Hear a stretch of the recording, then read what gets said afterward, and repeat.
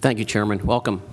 Thank you. I just want to follow up on what Chairman Adolph had touched on earlier regarding student debt load. Could you give us an idea of the debt load of a typical student graduating, percentage of students that leave with some sort of debt, and also, is there counseling when a student enters the university to match the selected degree with job opportunities? Yes, sir. I particularly am interested in education and teaching as an example. Do we look at the job opportunities over the next 4 years for teachers in Pennsylvania versus the number of students that have enrolled in education degrees? Yes, sir. Mr. Chairman. First answer is relative to debt load and average debt. Our system, and these are obviously averages that I'm going to give you, members, but in our system, the average income of our families, which of course, as you all know, is a prime driver of financial assistance, the impact of the family average income is about $76,500 across the Commonwealth for our system. The average debt load, and about 80% of our students do borrow. I mentioned that earlier.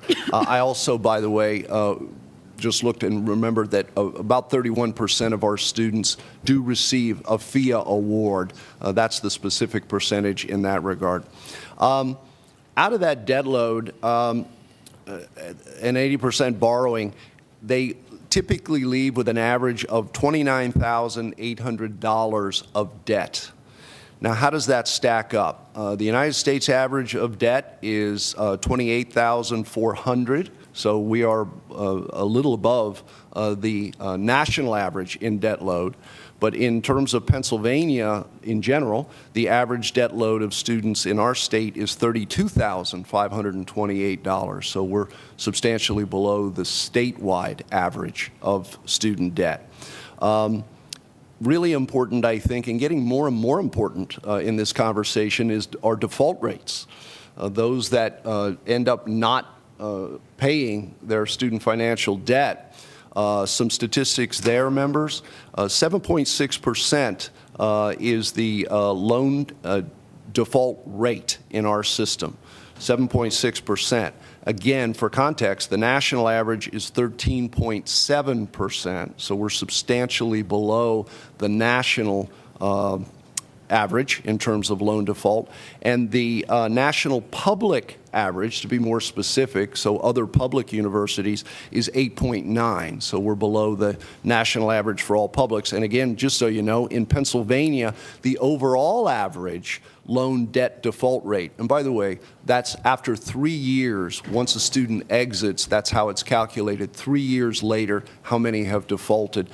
In Pennsylvania, that figure is 11.6. So our 7.6 is substantially below the statewide average in that regard, too. The other question related to matching careers with the degree. Yes, sir. And I'm going to, in a minute, if you'll indulge me, turn to our president, Dr. Anderson. But we are taking great pains right now. We have recently acquired the services of a person who is somewhat a consummate expert in the area of supply-demand gap analysis, so that we can do a couple of things. Number one, do a total inventory that starts with our system of all degrees that we offer and how, in the Commonwealth, what are the degree requirements to get the jobs that are available in the Commonwealth, so we can look to see how that lines up. But we don't want to stop there. We want to tear a page from something we did in the state where I come from, and that is to add to that the state-relateds and their inventory, and even the privates and their inventory. The idea is to be able, when we look at new programs, for example, to your exact point, I think, Representative, before we add a new program, we need to review that program and make certain that to the greatest degree possible it lines up with the needs of the Commonwealth, and be able to determine what the access available is when you come away with that job. You mentioned education. Education, just out of pure necessity, we had to go in and begin to look at those numbers so that we could recognize the obvious, which is the state needs far less teachers than it did some years ago, and therefore to continue to turn out huge numbers of teachers was just obviously not in the best interest of the students who were graduating, but carefully tried to determine the fact that there were still teachers necessary. And as Katie has found, especially, not just generally, that too, but especially in areas of special education, ESOL training, and secondary math and science for STEM education purposes. And that's given our universities, I think, the ability to do a much better job of dialing up and back those areas. And Mr. Chairman, if it is acceptable, I'd like to turn to Dr. Anderson on that one. Thank you. On behalf of my 13 colleague presidents here and all the faculty represented in PASHI and the support staff, we all have career counseling offices, but that takes place when the student arrives to make sure they're on the right track. Whenever we develop a new program, it goes through a very rigorous review, and we have two markets we consider. I call it the incoming market, is their interest, and the outgoing market are their jobs. And that's all considered and reviewed both regionally and across the Commonwealth. So what we're finding now is that we have a lot of interest in multidisciplinary types of degrees. And for example, at Millersville, we're working on a degree that's in direct response to a regional industry that's growing very, very significantly. We have representatives from that industry sit with 5 different academic departments, and we've built a customized degree for that industry.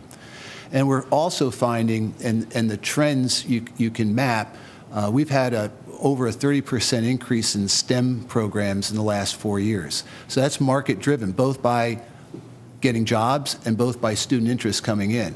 So we're constantly reviewing our existing academic program mix as well as new programs. And sometimes as programs shrink in enrollment, we have to reallocate resources to those new ones that are growing. Thank you. In respect of time, Mr. Chairman, I'll save the questions for later.